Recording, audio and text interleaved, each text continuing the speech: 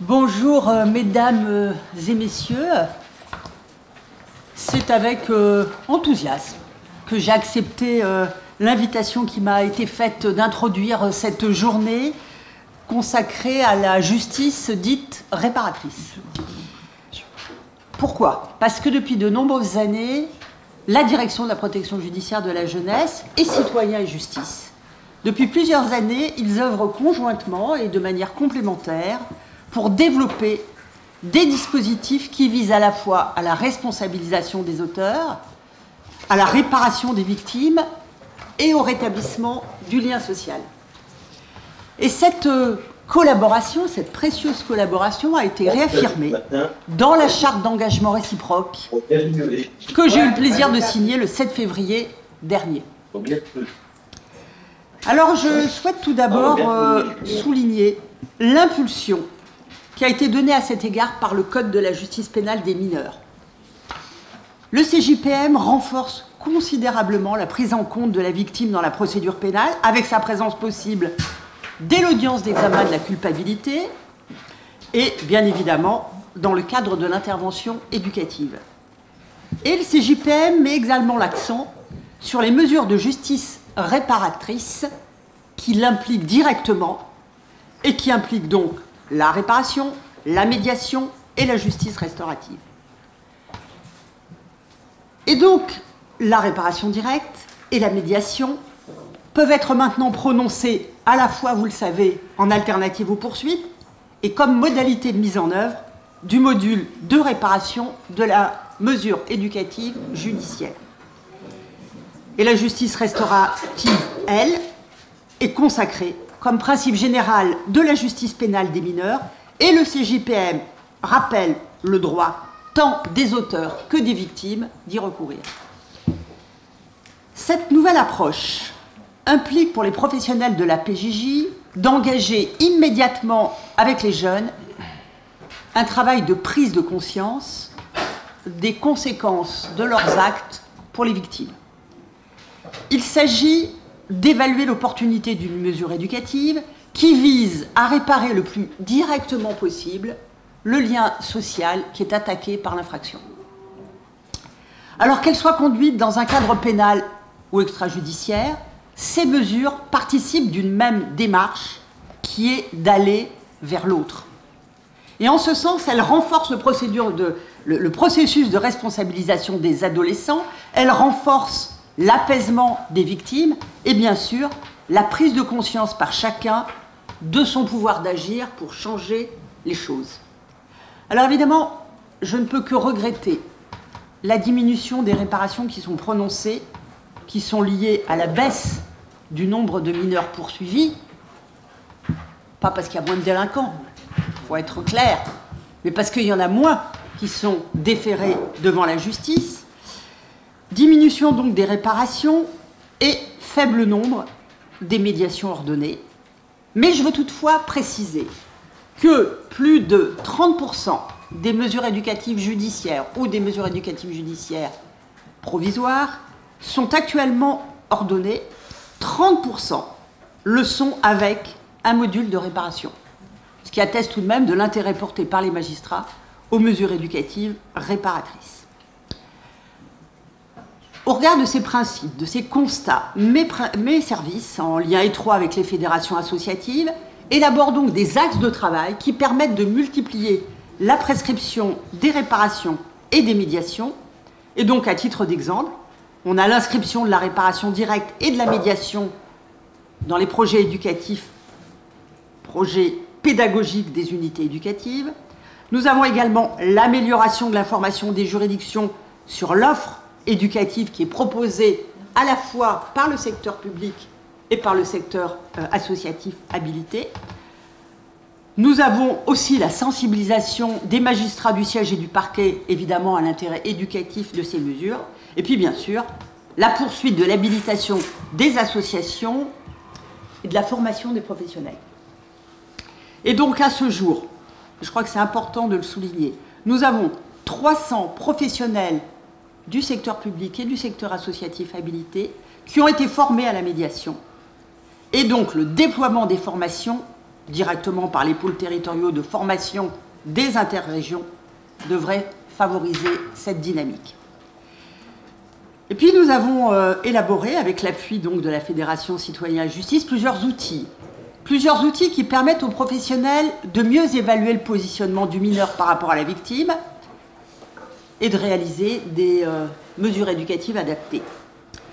Nous avons le référentiel des pratiques éducatives, le référentiel de l'évaluation des situations des jeunes dans le champ pénal, la trame de recueil de renseignements éducatifs et le projet, plus exactement le projet de document individuel de prise en charge. J'en viens à la justice restaurative. Évidemment, vous le savez, le succès auprès du grand public du beau film de Jeanne Herry, Je verrai toujours vos visages, démontre combien cette pratique extrajudiciaire répond aux attentes des justiciables et aux besoins de nos jeunes publics. Depuis l'inscription du droit à la justice restaurative dans le Code de procédure pénale en 2014 et de sa déclinaison dans la circulaire de 2017, l'ADPJJ s'implique pleinement dans son déploiement. Nous participons activement au Comité national de justice restaurative qui réunit plusieurs fois par an les directions du ministère pour déterminer les besoins et pour définir les axes d'amélioration. Je peux vous assurer que le cabinet du garde des Sceaux se montre très attentif à l'état d'avancement de la justice restaurative au sein des différentes directions et aux orientations qui sont prises par chacune pour le soutenir. J'ai assisté, il y a encore quelques semaines, à une réunion organisée par le directeur de cabinet lui-même sur le sujet. Ce qui montre vraiment l'intérêt qui est celui du garde des Sceaux et de son cabinet à cette question. Et puis nous réunissons chaque année, dans le cadre du comité de suivi du déploiement de la justice restaurative pour les mineurs, nous réunissons les directions interrégionales et les fédérations associatives. À quoi sert ce comité? Il vise à accompagner au plus près des territoires, à valoriser les bonnes pratiques et aussi à faciliter l'évaluation quantitative et qualitative des programmes.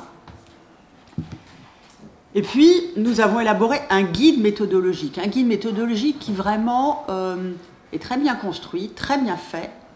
J'en fais la publicité. Guide méthodologique qui constitue un outil d'appropriation pour les professionnels et une aide pour les services dans l'installation de nouveaux dispositifs. Et parce que l'information des publics est, je le pense, un levier essentiel de leur orientation vers ces programmes, nous avons collaboré avec des auteurs de bandes dessinées afin de produire des outils d'information accessibles et ludiques pour les jeunes. Et donc, aujourd'hui, je suis heureuse de constater qu'une quarantaine de services sont impliqués dans l'élaboration de dispositifs restauratifs et que nous avons une centaine de mesures qui sont déjà engagées et une vingtaine qui sont clôturées. Alors, il ne s'agit pas de pousser un cocorico, on peut encore faire mieux, hein. Mais en ce qui concerne les mineurs, on a une poussée, ce qui n'est pas forcément le cas pour les majeurs. Voilà, c'est pour ça que je pousse un soupir de soulagement et que je ne peux qu'inciter à faire mieux. Et donc, grâce à nos efforts conjoints de sensibilisation et de portage, qui évidemment passent par l'organisation de journées comme celle-ci, eh bien, les professionnels du secteur public et du secteur associatif, je l'espère, sont toujours plus nombreux à s'y intéresser et à percevoir son potentiel pour nos jeunes publics. Et donc, à ce jour, je l'ai dit, plus de 300 professionnels du secteur public et du secteur associatif habilités sont formés au module de base qui est dispensé par le NPJJ et évidemment d'autres aussi qui sont formés par d'autres organismes. Et j'insiste, le NPJJ a aussi développé des modules de formation complémentaire et une formation pour les cadres. Je voudrais insister sur le fait que la complémentarité entre le secteur public et le secteur associatif habilité fait particulièrement sens dans le développement de la justice restaurative. La mise en place des programmes, elle gagne à s'inscrire dans un projet territorial qui peut associer de façon large les services de la PJJ, les associations la juridiction et parfois aussi, et c'est important de le dire, l'administration pénitentiaire, le barreau, la municipalité, l'éducation nationale, les services de police ou de gendarmerie, autant d'acteurs qui, tous à leur niveau, participent à informer et à orienter les potentiels bénéficiaires. Et je compte aujourd'hui plus de 30 programmes qui ont été construits en partenariat, dont 10 par le secteur public et le secteur associatif habilité. Alors évidemment, si la justice restaurative génère de l'engouement chez les professionnels par le souffle qu'elle apporte dans les pratiques, par le sens qu'elle donne au travail qui est mené, par les effets qu'elle produit sur les bénéficiaires, elle est évidemment aussi exigeante dans sa pratique, parce qu'elle nécessite du temps, des moyens, de la patience et de la souplesse. Je voudrais dire que la justice restaurative fait partie des objectifs du plan stratégique national de la PJJ. Elle en faisait déjà partie dans le précédent PSN qui avait été élaboré. C'est vrai que c'est un peu muet. Et nous avons un nouveau plan stratégique national 2023-2027 et la justice restaurative en fait partie. Ce qui met en évidence que pour nous, c'est un axe fort. Et c'est un axe fort qu'on ne va pas abandonner parce que c'est vrai que jusqu'à présent, on avait quand même un nombre limité de mesures et ça restait un peu dans un cercle confidentiel.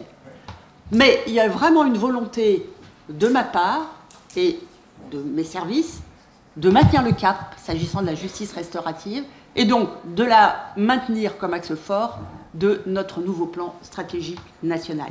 C'est une orientation à laquelle je suis particulièrement attentive et donc je souhaite qu'elle soit portée par les directions interrégionales et les directions territoriales. Ces directions des services déconcentrés, elles sont vraiment centrales dans la mobilisation des acteurs, dans l'identification des moyens mobilisables et dans la valorisation de cette activité. Et donc depuis 2020, des possibilités importantes de financement ont été ouvertes pour le secteur associatif via des budgets qui ont été alloués au titre de la justice de proximité, budgets mobilisables également pour les associations d'aide aux victimes qui conduisent des programmes en partenariat avec la PJJ. Je précise qu'en 2022, ces crédits ont permis le financement de 25 structures associatives pour un peu plus de 310 000 €, ce qui n'est quand même pas rien. J'encourage donc les directions interrégionales et leurs directions territoriales, les juridictions et les associations, avec le soutien de leur fédération, à poursuivre dans cette voie et à explorer l'intérêt et les bénéfices de cette nouvelle approche, quel que soit le type d'infraction. Il n'y a pas de type d'infraction particulier pour la justice restaurative. Tout peut entrer dans ce cadre, il faut le vouloir et il faut bien l'avoir en tête dès qu'une opportunité se présente. Les expériences qui ont été conduites à l'étranger ont d'ailleurs mis en évidence que plus l'infraction est grave, plus les effets de la justice restaurative sont puissants. Et donc les retours du terrain de nos professionnels illustrent bien évidemment l'intérêt de ces mesures dans des situations de violence grave, qu'elles se produisent au sein de la famille, au sein du groupe des pairs ou sur des inconnus. Et je voudrais faire un focus particulier sur les violences entre bandes, qui sont aussi l'objet de ce colloque, et qui nous interpellent particulièrement par leur fréquence et par leurs conséquences, qui sont malheureusement souvent dramatiques. Donc, on peut gager que la justice restaurative, et notamment les dispositifs groupaux qui sont encore peu déployés avec les mineurs, eh bien, puissent être une réponse à explorer davantage pour ce type d'infraction qui attaque si fortement le lien social et le vivre ensemble. Donc voilà, il me reste, mesdames et messieurs, à vous souhaiter une excellente journée, que j'espère riche en échanges et en retours d'expérience, et qui contribueront, j'en suis sûre, et c'est le but de l'opération, à une meilleure prise en compte de la victime.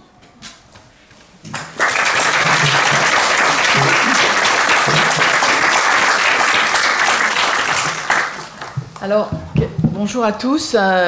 Quelques mots rapides pour introduire cette journée.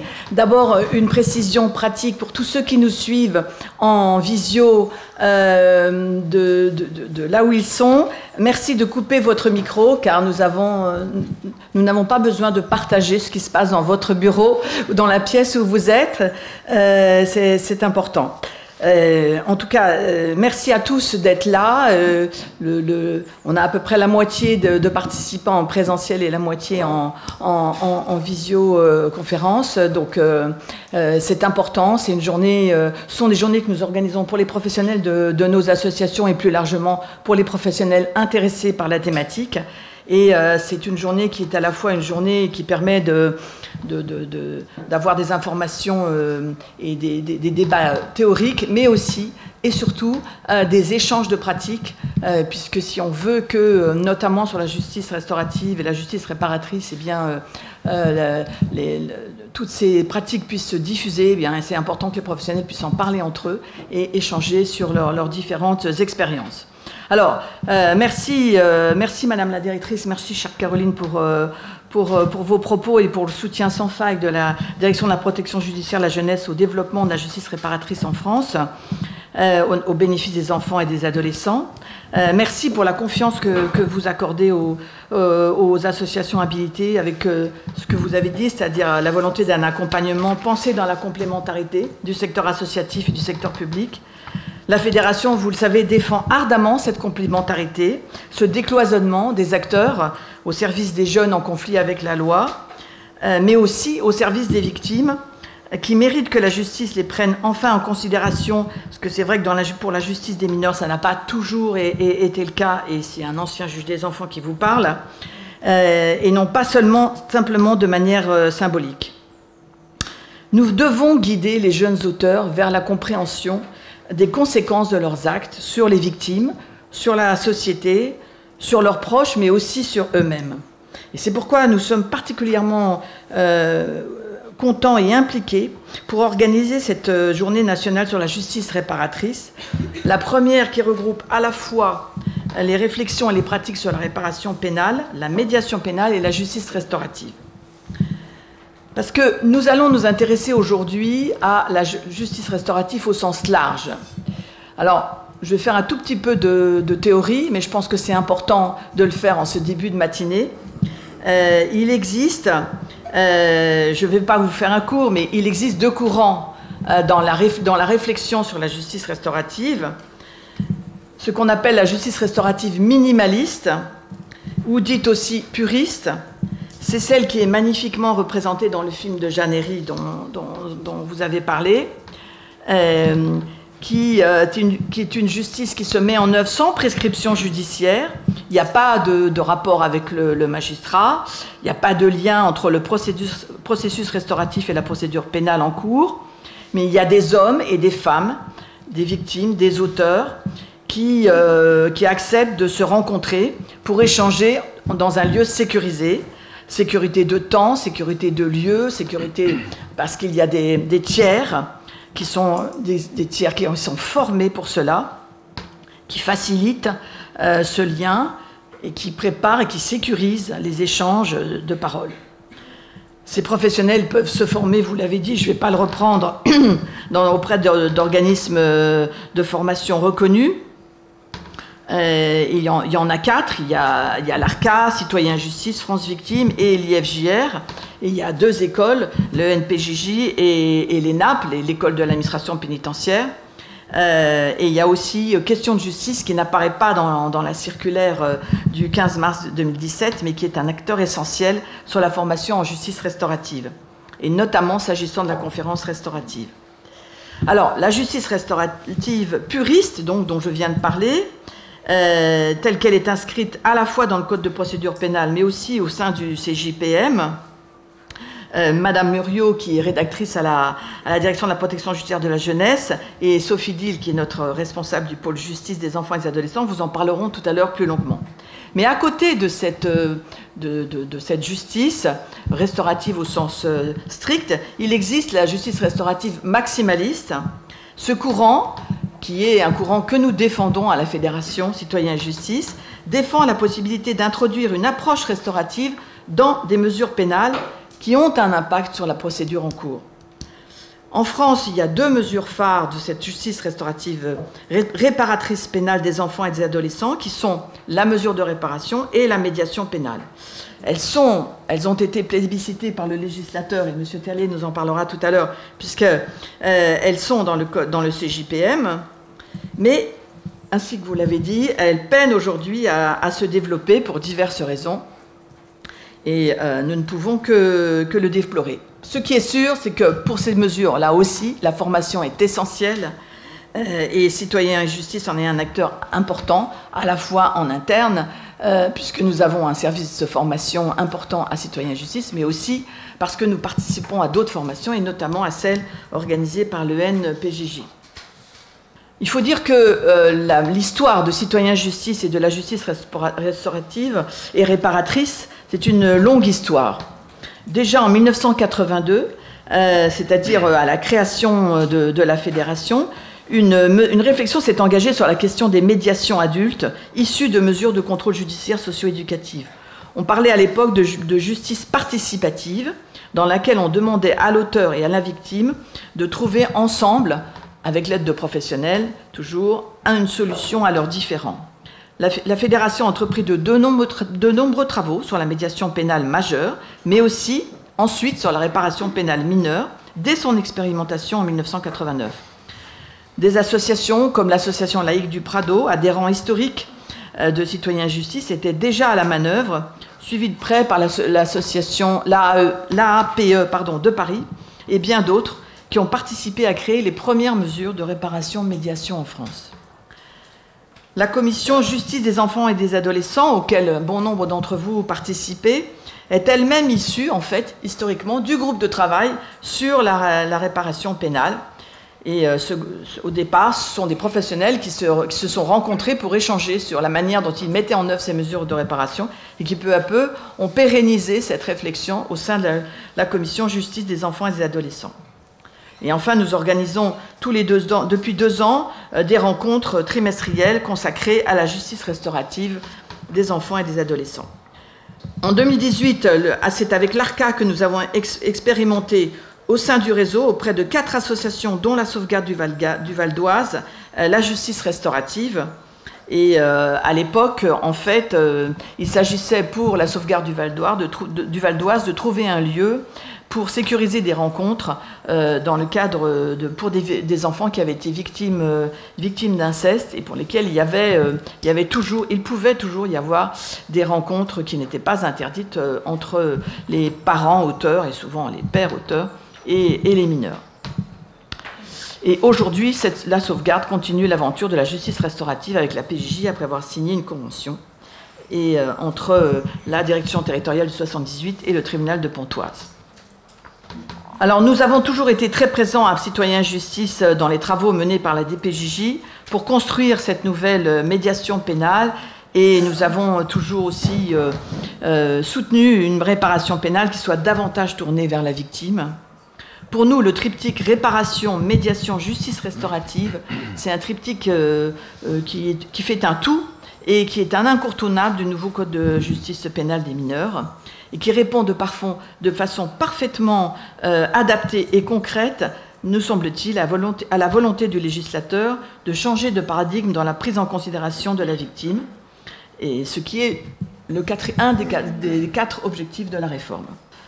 Au sein de la procédure pénale, nous continuons de défendre le duo réparation-médiation en une seule mesure, ce qui permettrait aux professionnels de la justice réparatrice de naviguer de l'une à l'autre de ces modalités en fonction du cheminement de l'auteur et des attentes et du cheminement de la victime. Nous avions, au sein de Citoyens et Justice, fait une proposition en ce sens au législateur selon une mesure qui s'appelait la mesure repère, la réparation pénale, éducative, rétributive et restaurative. C'est long, c'est pas très vendeur en termes de présentation, mais il nous semble que ce serait une mesure très efficace. Et cet après-midi, dans l'un des ateliers, vous sera présentée notamment une expérimentation qui a lieu sur ce modèle. Donc la journée, comme je vous l'ai dit, sera une journée en alternance qui sera consacré d'une part aux présentations plus théoriques et d'autre part aux expérimentations pratiques. Je remercie d'ores et déjà Monsieur le député Jean Terlier, à qui je vais passer la parole tout de suite pour d'avoir bien voulu venir nous présenter le rapport qu'il a fait dans le cadre de la mission d'évaluation sur la mise en œuvre depuis plus d'1 an maintenant du Code de la justice pénale des mineurs. Ce matin, nous accueillerons également Madame Maran-Michon de l'Association française des magistrats de la jeunesse et de la famille, et Monsieur Arnaud de Saint-Rémy du Conseil national des barreaux. Il nous paraît essentiel que nous ayons deux professionnels de la justice pour faire ce bilan de la mise en œuvre du CJPM et que nous puissions ensemble discuter et échanger sur comment améliorer nos pratiques et comment mieux cerner les besoins des auteurs mineurs et des victimes. Et nous vous présenterons aussi le résultat de l'enquête de Citoyens et Justice sur un état des lieux de la justice réparatrice au sein des associations socio-judiciaires et de protection de l'enfance, parce que on sait qu'il se passe beaucoup de choses, mais nous avons un bilan un peu précis à vous présenter, et ça nous semble important de le faire, parce qu'il faudra, nous nous appuyons sur ces expérimentations pour avancer, pour aller de l'avant. Monsieur Gilbert Berlioz, sociologue spécialiste des politiques sociales, sera le fil rouge de notre après-midi et viendra nous présenter l'évolution et la diversification des profils des jeunes prenant part aux violences et notamment aux violences de groupe, qui sont vraiment une problématique extrêmement importante et prégnante pour nos associations et bien sûr pour toutes les victimes et pour tous les mineurs. Qui sont ces jeunes? Comment expliquer leur passage à l'acte? De quels moyens dispose-t-on pour prévenir les passages à l'acte et la réitération? La prévention est l'un des axes qui nous préoccupe beaucoup à la Fédération et qui nous semble devoir être plus mis en avant. Et donc, ce sera l'un des axes de nos réflexions. Et puis, Anouk Gégaud, qui a rejoint la Fédération il y a peu de temps, pour 3 ans, puisqu'elle réalise sa thèse en travaillant aussi à Citoyens et Justice, nous présentera la logique criminologique derrière le passage à l'acte des enfants et des adolescents auteurs de RICS. Enfin, des associations du réseau, l'ARCEA, la Sauvegarde du Nord et l'APCAS, nous feront retour de leur expérience sur le terrain avec des jeunes auteurs de RICS ou de harcèlement scolaire, qui est un sujet malheureusement particulièrement d'actualité. Donc il ne me reste plus qu'à vous souhaiter une belle journée. Donc c'est Monsieur Hervé Ternant, qui est directeur général du CODAS et coprésident de la commission Justice des enfants et des adolescents, qui va être l'animateur de cette journée. Je vais peut-être passer en direct la parole à Monsieur Jean Terlier, sauf si, voilà, à Monsieur le député, en vous remerciant encore une fois d'avoir bien voulu venir en ce début de matinée nous présenter votre bilan.